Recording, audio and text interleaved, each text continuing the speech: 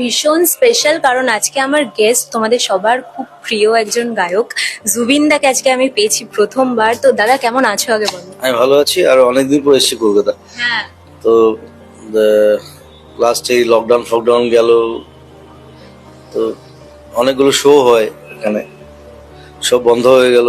আমি অসুস্থ ছিলাম, তারপরে আসামে গেলাম। আসামে অনেক সোশ্যাল সার্ভিস করতে হলো।